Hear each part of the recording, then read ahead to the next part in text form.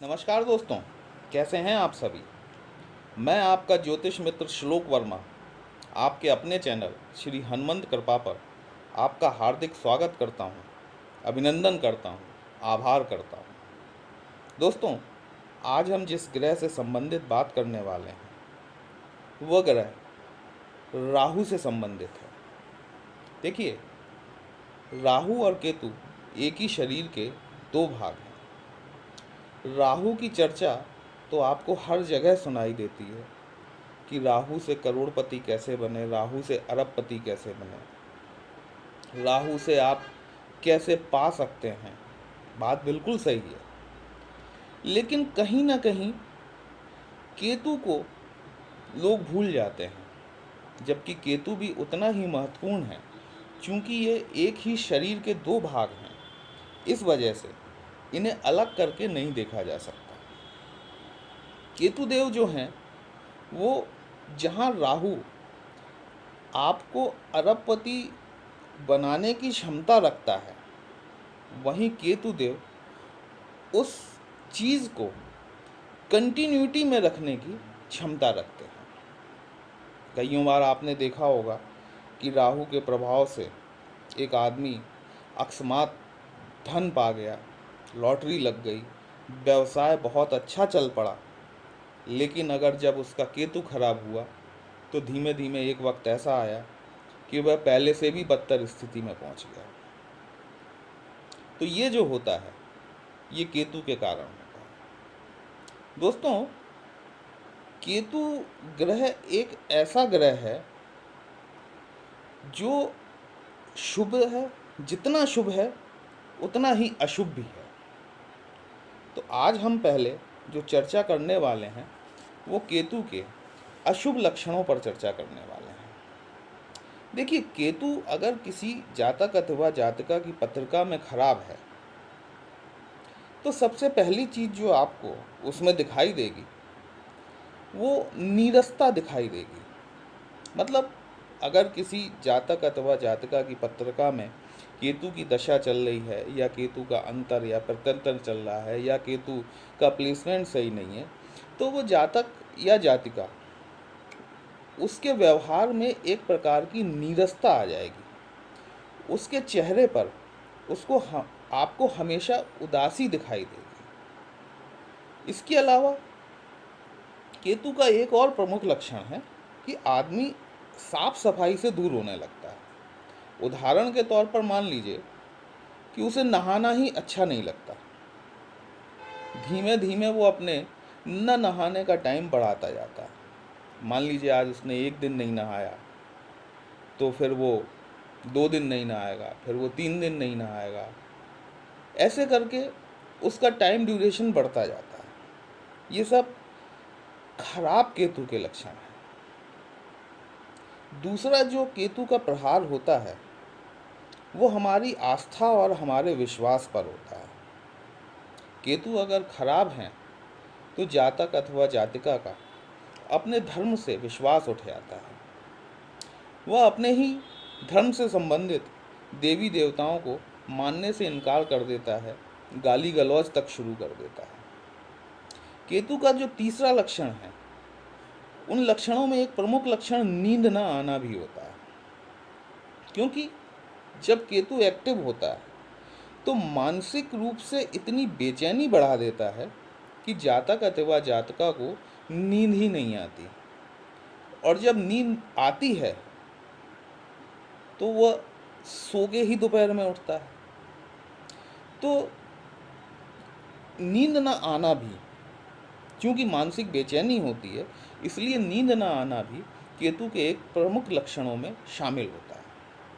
इसके बाद केतु आपको झूठ बोलना सिखा देता है। देखिए, झूठ भी दो तरीके से बोला जाता है।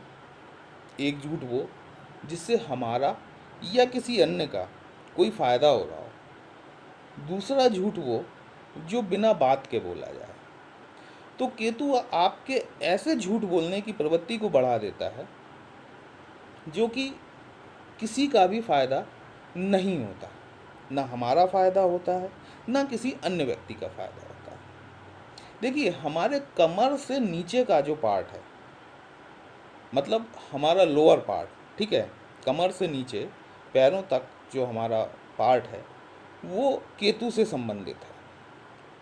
अगर केतु देव हमारी पत्रिका में खराब हैं या खराब लक्षण दिखा रहे हैं, तो आप ये मानिए कि उस आदमी का कुछ कुछ समय के अंतराल पे दुर्घटना घटती रहती है, जिसमें कि उसके पैरों में चोट विशेषतया लगती है, और उसमें भी हड्डी का टूट जाना एक प्रमुख विशेषता होती है।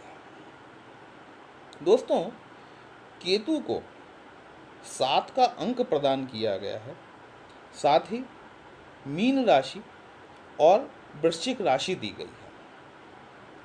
तो ये तो हमने केतु के अशुभ लक्षणों के बारे में बात करी। अब हम बात करते हैं केतु के शुभ लक्षणों के बारे में। देखिए, केतु के पास में सिर नहीं है, मतलब उसके पास में दिमाग नहीं है, क्योंकि सिर तो राहु का है, केतु के पास में धड़ है, और यह एक छाया ग्रह है जो कि क्रूर ग्रहों की श्रेणी में आता है। लेकिन केतु के साथ एक विशेषता है कि केतु जब देने पे आता है तो मंगल के साथ यदि इसका संबंध बनता है कहीं से भी, चाहे वो युति में बने, चाहे वो दृष्टि संबंध बने, तो जब भी मंगल का केतु के साथ या केतु का मंगल के साथ संबंध बनता है तो केतु आपको छप्पर फाड़ कर देता है। और केतु जो देता है वो उसमें एक स्टेबिलिटी होती है, जिस प्रकार से शनि जो देते हैं, जो गुरुदेव आपको देते हैं, गुरुदेव बृहस्पति आपको देते हैं, उनमें एक स्टेबिलिटी होती है। उसी प्रकार से केतु देव जब आपको देते हैं तो उसमें एक स्टेबिलिटी होती है। केतु का जो निवास है, अगर वास्तु के हिसाब से देखा जाए तो हमारे घर में 2 जगहों पर माना गया है। एक हमारा पूजा स्थल, दूसरा हमारी सीढ़ियों के नीचे, मतलब हमारी जो स्टेयर्स हैं, छत पर जाने का रास्ता, उसके नीचे का जो पोर्शन है वो केतु का स्थान माना गया है। तो अगर आप अपने केतु को शुभ रखना चाहते हैं तो कभी भी सीढ़ियों को और सीढ़ियों के नीचे की जगह को गंदा ना रखें, उनकी साफ सफाई यथोचित समय पर करते रहें। अब अगर किसी जातक अथवा जातिका की पत्रिका में केतु खराब है तो केतु को ठीक कैसे किया जा सकता है? देखिए, केतु को ठीक करने के लिए सबसे पहला उपाय जो है वह है गणपति की उपासना। भगवान श्री गणेश की आप उपासना करें, ओम गंग गणपते नमः का जाप करें, भगवान श्री गणेश को दूर्वा मतलब हरी घास अर्पित करें, श्री गणेश चालीसा का जाप करें, तो केतु देव तुरंत ही अपने अशुभ प्रभाव देना बंद कर देते हैं और शुभ प्रभाव में बढ़ोतरी कर देते हैं। देखिए, केतु जो है वो हमारी विजय का भी कारक होता है, इसीलिए केतु को ध्वजा भी कहा जाता है। ध्वजा मतलब झंडा। जिन जातक अथवा जातका की पत्री में केतु देव अशुभ फल दे रहे हैं, उन्हें क्या करना चाहिए कि एक लाल रंग का और एक सफ़ेद रंग का तिकोना झंडा, कैसा झंडा? तिकोना झंडा, जिसके तीनों कोनों पर गोटा लगा रहता है, चमकीला होता है, इस तरीके के जो 2 झंडे आपको बुधवार के दिन अपने घर के ईस्ट डायरेक्शन में लगाने हैं। घर की छत पर ईस्ट डायरेक्शन में 2 झंडे 2 अलग अलग डंडों में लगाने हैं। इससे आपके केतु देव प्रसन्न होंगे और वो जितना झंडा फहराएगा, जितना हवा में वो फड़फड़ाएगा, उतना आपके केतु बली होते जाएंगे। केतु से संबंधित तीसरा उपाय, चूँकि ये भगवान रुद्र से संबंधित है, भगवान शंकर जी से संबंधित है, तो आप अगर केतु के दुष्परिणामों को झेल रहे हैं तो आपको 9 मुखी रुद्राक्ष धारण करना चाहिए। आप जब 9 मुखी रुद्राक्ष धारण करते हैं तो आप अपने केतु देव को प्रसन्न करते हैं। केतु का एक अच्छा उपाय स्ट्रीट डॉग्स, जो हमारे सड़क पर पाए जाने वाले आवारा कुत्ते होते हैं, अगर आप उनको फीडिंग करते हैं, अगर आप उन्हें भोजन कराते हैं, तो भी आप अपने केतु को अच्छा कर लेते हैं। देखिए, बहुत से लोग कहते हैं कि केतु को बिस्कुट खिलाइए, लेकिन चूंकि बिस्कुट मीठे होते हैं और मीठे चीज़ें कुत्तों को नुकसानदायक होती हैं, तो आप अगर फीके बिस्कुट लें, जैसे कि मैरी गोल्ड के बिस्कुट आते हैं या अन्य कोई बेकरी आइटम जो कि फीका हो, वो आप उन्हें खिलाएं, तो आप पाएंगे कि आपके केतु अच्छा प्रभाव देना शुरू कर दिए हैं।